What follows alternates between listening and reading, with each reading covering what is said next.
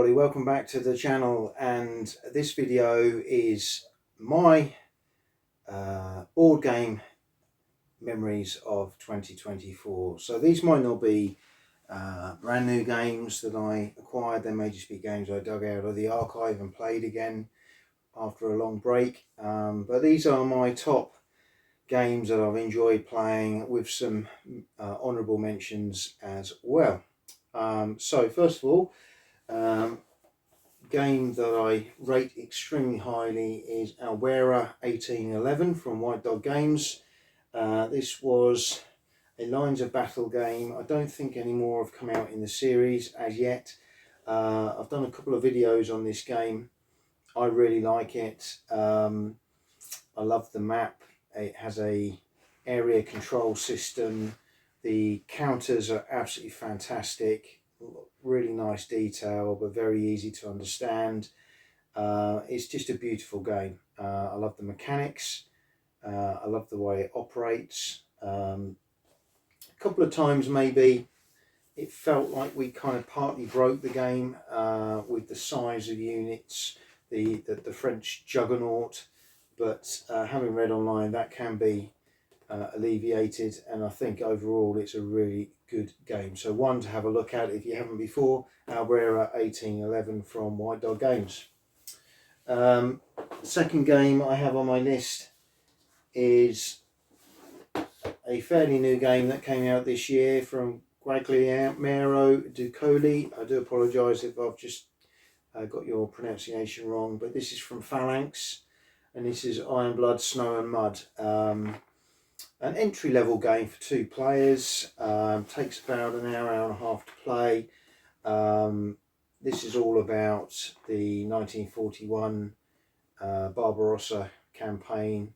So you can play the German player crossing over into Russia, driving onto Moscow, or you can play the Russian player where you're trying to thwart and stop the Germans getting to Moscow using a combination of things, including the dreaded partisans. This is a very, very clever game, very simple game, but it has some really nice mechanics and lots of choices and plenty of friction. So highly recommended. Iron Blood, Snow and Mud from Phalanx. Again, if this one isn't in your collection, go and give it a look. I think it's a really good game. The next game is another White Dog game, again one that's been out a little while. But a game we played for the first time this year. This is designed by Steve Pohl. I say White Dog Games published it. Claws of the Tiger, the Japanese invasion of Malaya, 1941 to 42. Absolutely love this game. I like Steve's games anyway. I love the systems that he has in place for these games. So you've got a really beautiful map of Malaya that you're fighting over, and as a Japanese player coming in from the top, you're trying to push the British and Commonwealth forces back and take the key points on the Malay Peninsula. And obviously as the British Commonwealth, you're trying to stop that. There's some really interesting choke points on the map and some really interesting fog of war mechanics in the game, especially around things like army sizes and combat. You move counters around representing armies on the main map, and then you have a separate piece of table where those armies are listed in more detail that your opponent can't see. So some really interesting mechanics in this game, and I know Steve has done the same thing with a couple of his other games, of which I have one of those to still get to the table based on the Indian Mutiny. So Claws of the Tiger, Japanese invasion of Malaya by White Dog Games. So there's three games I've really enjoyed playing so far this year. I've got a couple more. One that I've highlighted quite a few times, but it's been on the table again. Custer's Last Stand from Worthington. This has been out a little while. Cracking game. We've had some really, really good games. We played the Bighorn scenario several times now. Each time the Indians have won, but it's been some really interesting things happen in the game. It's It provides a really nice narrative. Doesn't always run historically. There's some really interesting systems in the game that you know, as the villages and the tribes activate at different points in the game. Sometimes they don't activate at all, sometimes they do. And for Custer's command, you know, for the army itself, obviously they're always fighting a losing battle, they're outnumbered, but they've got to use manoeuvre and get in the right places to try and capture those villages as quickly as possible, which in turn eradicates the tribes representing them, which makes their life a bit easier. But we've also got Rosebud Creek in here. We haven't tried that yet, but really looking forward to getting this on the table again. It's a game we've played quite a few times and we really do enjoy it. It's a really good game for an evening with 2 to 4 players. So Custer's Last Stand by Worthington, highly recommended. Okay, the final one of my 5 key games this year is Saigon 75 from Nuts Publishing.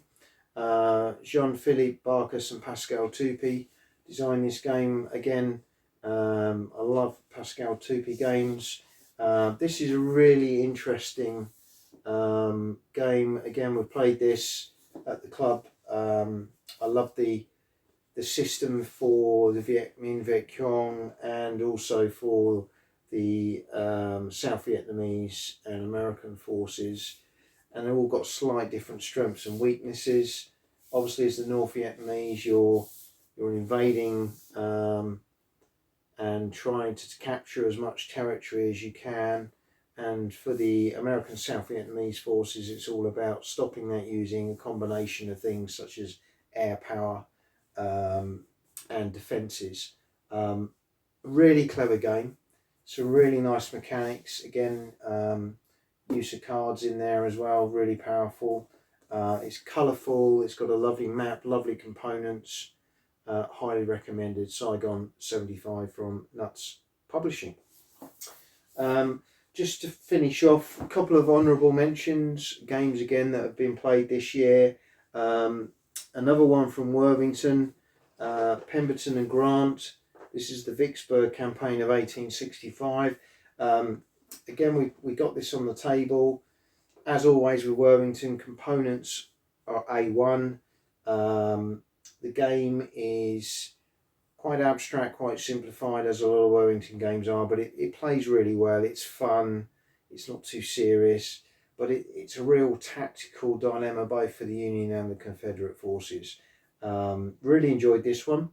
Recommended as an honourable mention, and one it's certainly, I know there's a number in the series and I'd like to get a few of the other ones as well. Well worth a look if you like block games, which this is. Okay. And finally, an old game which I've dug out from the archives. Manoeuvre, Battlefield Command game from GMT. This has been out a very long time, 2008, this copy. Actually quite an enjoyable game. Again, it's not for the grognard, it's an entry game, or a game if you just want something that scratches that itch. Playable over an hour or so. What we like about this is that we can have a couple of games going at the same time, 2 players on each side, and you've got such a selection of different armies and set up maps which we put under plexi so they don't move about. This plays really well. This reminds me of a very early version of Command and Colours. If you like Command and Colours, you will like Manoeuvre. And I have the expansion for this as well, which adds some extra armies in the mix. I think that's called Distant Lands. But Manoeuvre, recommended one to have on your shelf, especially if you like playing with a bunch of guys. Maybe you can have a few games going at the same time. So highly recommended, Manoeuvre from GMT Games. So just a snapshot overview of some of the board games I've been playing this year.